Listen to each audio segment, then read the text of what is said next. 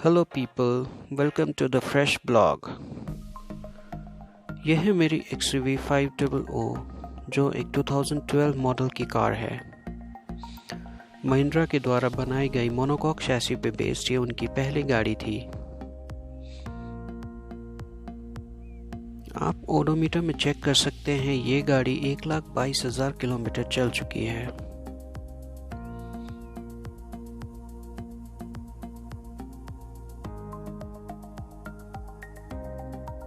इस गाड़ी में वैसे कोई मेजर प्रॉब्लम्स नहीं है, लेकिन इसका इन कैबिन नॉइज़ बहुत ही अनोइंग है।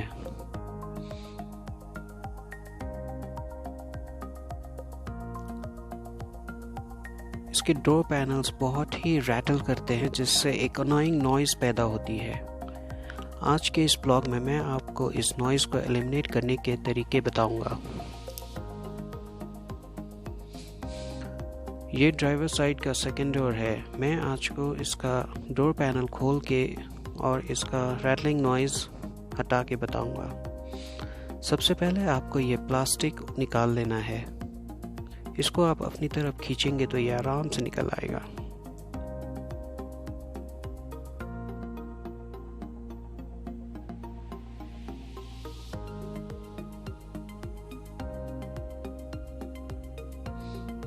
उसके बाद आपको इस डोर हैंडल के कवर को निकाल लेना है। इसके बॉटम पार्ट में आप स्क्रू ड्राइवर डाल के इसको अपनी तरफ खींचेंगे तो ये भी आराम से निकल आता है।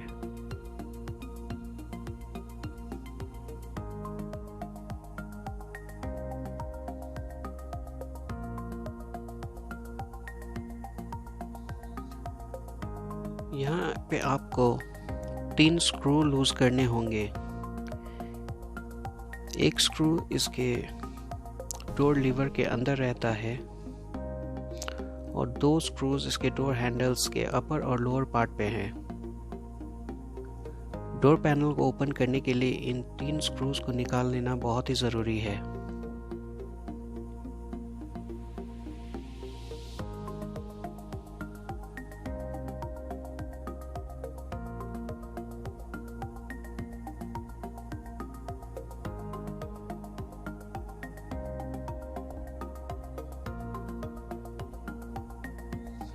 ये देखिए, सबसे पहला स्क्रू मैंने निकाल लिया है।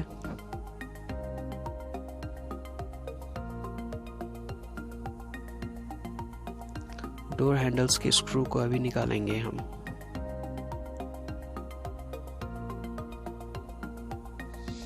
पावर विंडो के स्विच को आप इस तरह निकाल सकते हैं स्क्रू ड्राइवर की मदद से।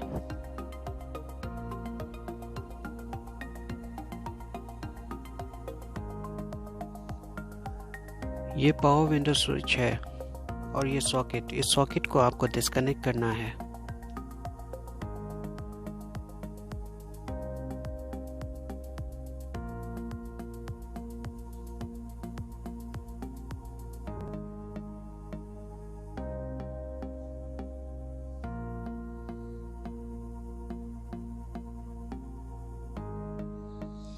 ये देखिए, पावर विंडो स्विच निकल आया आराम से।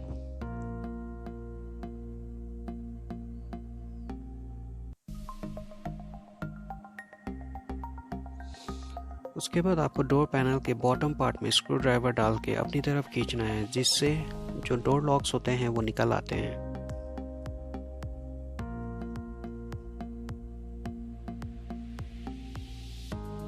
आपको ये काम थोड़ी सावधानी से करनी होती है ताकि जो प्लास्टिक के लॉक्स होते हैं वो टूट ना जाएं।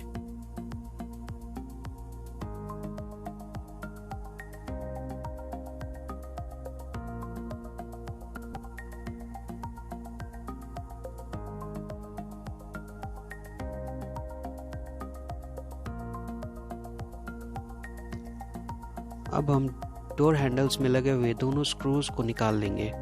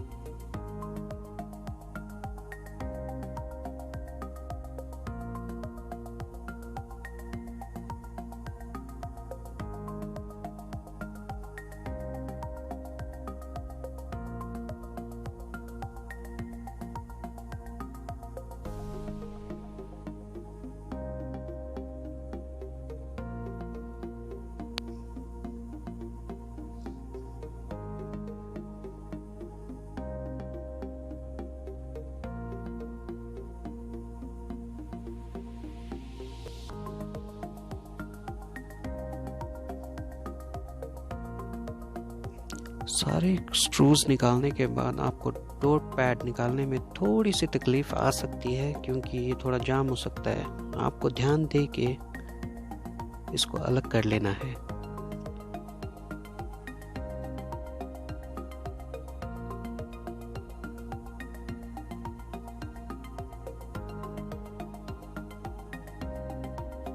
आप डोर पैड को ऐसे ऊपर की तरफ करेंगे तो ये अलग हो जाएगा।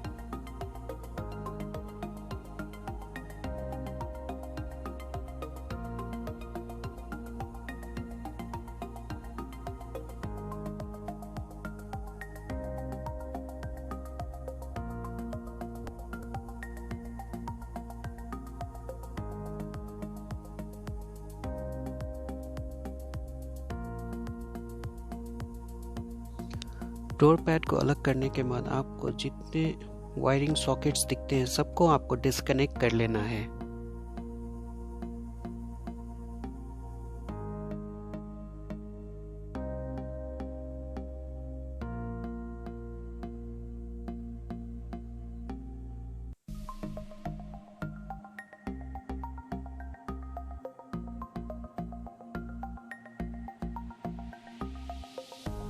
ये दोनों वायर्स आपके डोर लॉक्स और डोर लीवर के हैं। इन दोनों को भी आपको डिस्कनेक्ट कर लेना है।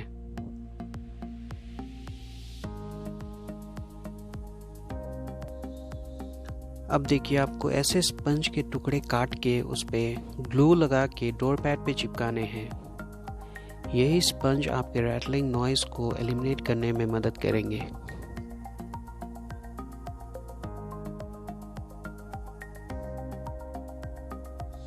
ये देखिए, मैंने स्पंज के टुकड़े काट के अलग अलग जगहों पर चिपका दिया है।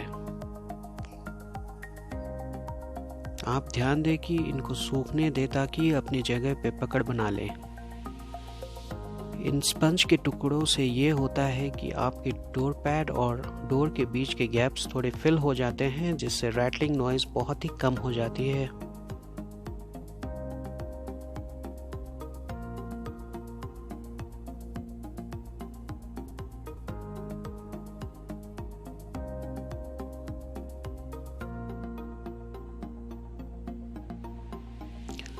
चलिए अब हम डोर पैड को वापस फिट कर देते हैं।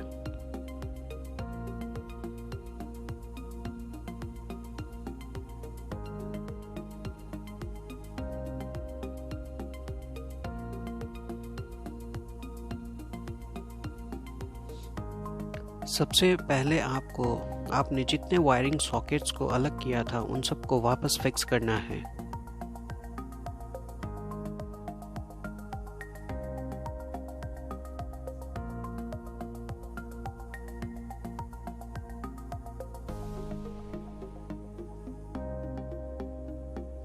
इस एंगल से आपको थोड़ा अच्छा व्यू मिलेगा।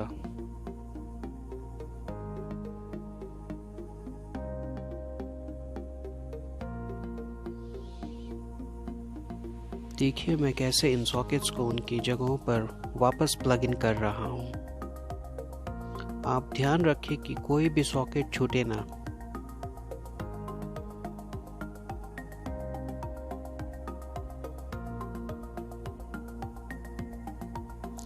उसके बाद आपको जो वायर्स डोर लीवर और डोर लॉक्स को कनेक्ट करती हैं उनको भी वापस रिकनेक्ट कर लेना है।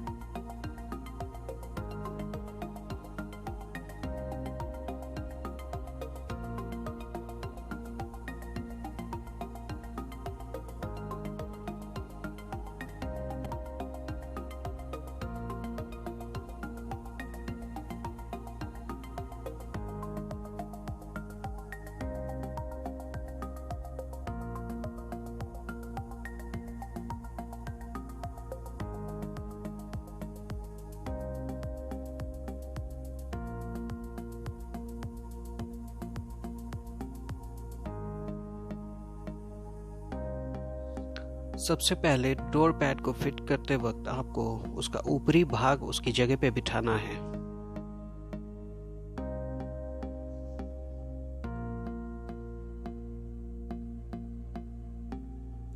उसके बाद हम पावर विंडो के स्विच को कनेक्ट करके उसकी जगह पे लगा देंगे।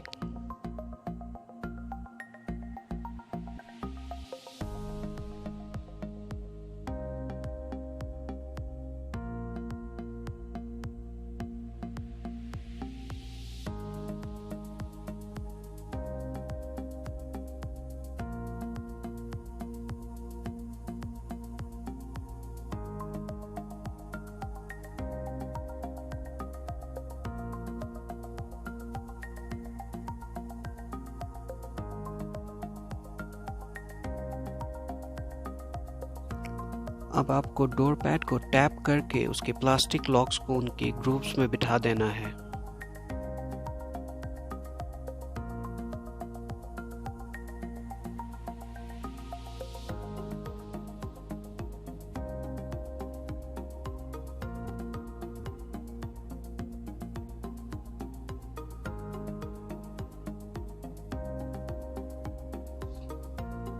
आप चेक कर ले कि कोई लॉक छूट ना गया हो।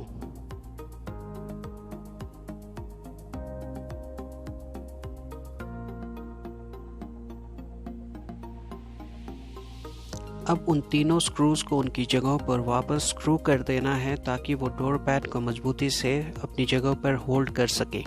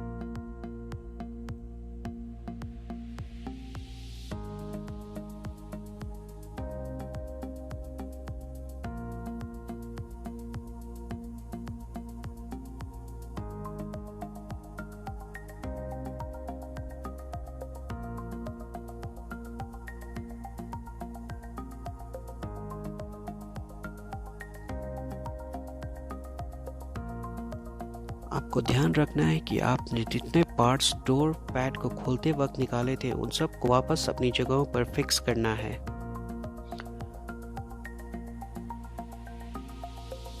ये देखिए डोर पैड वापस अपनी जगह पे फिक्स हो चुका है।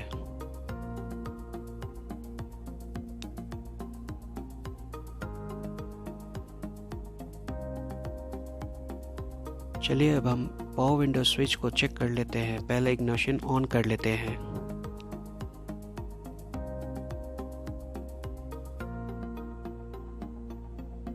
ये देखिए पावर विंडो परफेक्टली काम कर रहा है।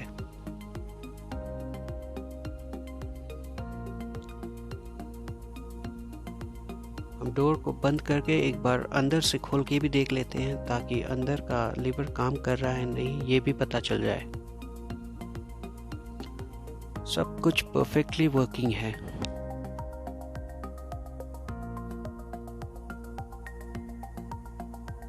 दोस्तों अगर आपको मेरी वीडियो अच्छी लगे तो प्लीज़ लाइक करें।